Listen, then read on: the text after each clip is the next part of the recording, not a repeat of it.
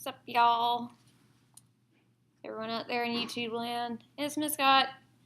In front of Miss Scott's whiteboard, here to make another exciting video for physical science kids and everybody else who might find it useful and or entertaining. I don't know, not judging.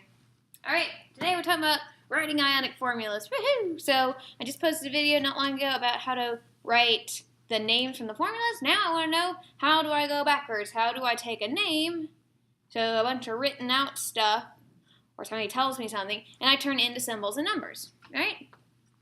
Writing ionic formulas. There's a trick to doing this. And what we call it, I'll give you a hint on what it is everyone's favorite early 90s kid hip-hop duo. Crisscross.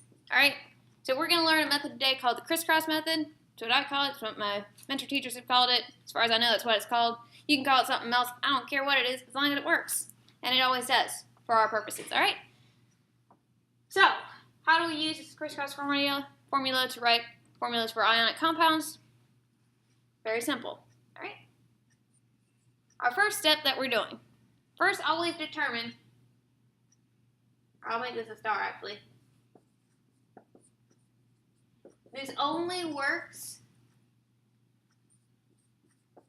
for ionic compounds. It doesn't work for covalent, so please don't use this on covalent compounds because it won't work. It won't. Okay? So, only for ionic compounds. So once you determine, yes, this is an ionic compound I'm dealing with, and you know that because you have a metal and a non-metal, it's really simple. First step you do, you're going to write the symbols for each element. Alright? And that's pretty straightforward. You go to your periodic table for reference. You always write the metal is first. The metal is first, and then the non-metal. Non-metal second. Your second step is to find out what the charge of each one is. So write the charge above each element. So if that element becomes an ion, which it will because it's an ionic bond, what will its charge be? Alright, and in case you don't know how to do that, it's really, really easy if you have a periodic table in front of you. Like mine here, this is one half of my periodic table, and another half. And as you can see, this person, with their reference tables, they've already made a little note to themselves on what each one is. I'm going to shorten it so you don't see the transition metals. You can see on the far left-hand side, the alkali metals are always +1. The alkaline earth metals next to them are always +2. You skip over that boron group where aluminum is. That's always +3. The carbon family is not usually involved in ionic bonds. They can be, but generally not. They like to be in covalent bonds more so. But then you start getting a negative with the nitrogen family, oxygen, and the halogens. -3, -2, and -1 respectively. Alright. Our last and most important crucial step that we must not forget that, is that you crisscross the numbers so that the charge of one atom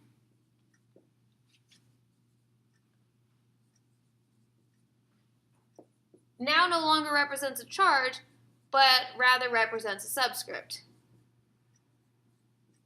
And it represents the subscript of the other. Alright, so to give you an idea, what does that look like? We have sodium oxide. That's ionic. Oxygen's a non-metal, sodium is a metal. So I'm going to write my symbols. Na for sodium, O for oxygen. Sodium, I look at my periodic table, I know it has a charge of +1 because it's an alkali metal. Oxygen has a charge of -2, as does all the ions in that particular family. When I say crisscross, take this number, I don't need the charge sign anymore. I can erase this. This 2 no longer stays with this oxygen. I'm going to move it so it means something else. This 1 will not stay with the sodium, it will go here with the oxygen. So when I write the formula, I have Na2O. And what that means is I have 2 sodium atoms for every 1 oxygen. Now, the great thing about this method and why it always works is because in all ionic compounds, ultimately what you will get, you'll get a neutral charge overall. If you have an ionic compound, it should be neutrally charged. For every plus, you have a minus. So if I take sodium and draw like a puzzle piece to represent it, there's my +1. Oxygen,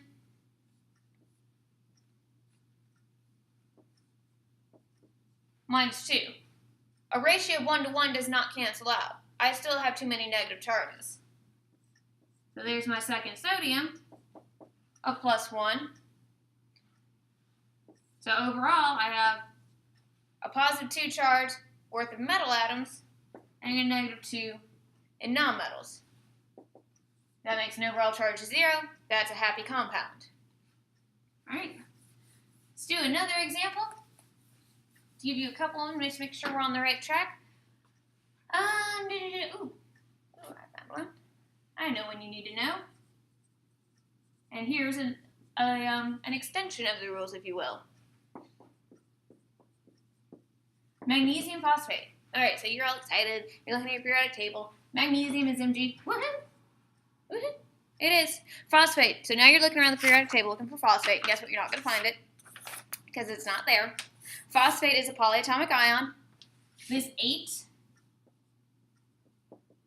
means it's polyatomic. When it doesn't end in IDE or it's not an element on its own like acetate, you're not going to find that on the periodic table. So you got to go to your list. So here's my list that my kids get to use. Phosphate is there at the very bottom. It's PO4. Okay? Now I'm going to write my charges. Magnesium is 2+, phosphate is 3-. Crisscross. Get rid of those. This 3 will go with magnesium, so Mg3. This 2, I need 2 phosphate groups. If I just put a 2 next to here, it's going to look funny. It's going to basically look like I want 1 phosphorus atom and 42 oxygens, and I don't want that. I just want 2 PO4s. So to show that, I'm going to write parentheses around PO4 and put the 2 on the outside. This means I want 2 of this set. All right? So when you have polyatomic ions. Okay, wait, one more example. Let's talk about magnesium, and I'm already giving you the symbol, because I'm a nice person.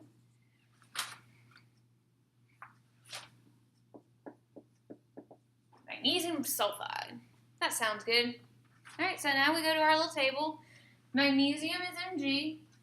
Sulfide, I have to work backwards to determine what that was as an element. It's sulfur. When I change it to an ionic compound, that ending gets changed, so remember that. Got S for that. Mg is 2+, S is 2-. All right, now if I do my crisscross method, I end up with Mg2S2, and hopefully your math teacher has got this in your mind, that you don't leave numbers like this. This isn't as simple as it can get.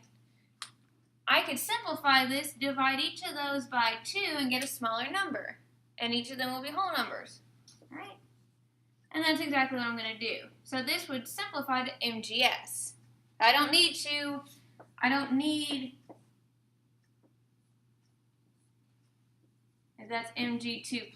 need 2 of these atoms to get that neutral overall charge. I only need 1 of each. Those charges cancel out right there. Okay? So if you have questions about how to do the crisscross method for writing ionic formulas, please let me know. Do some practice on your own. See what you can find out. Just Google list of binary ionic compounds and practice. All right. Let me know if you have any questions.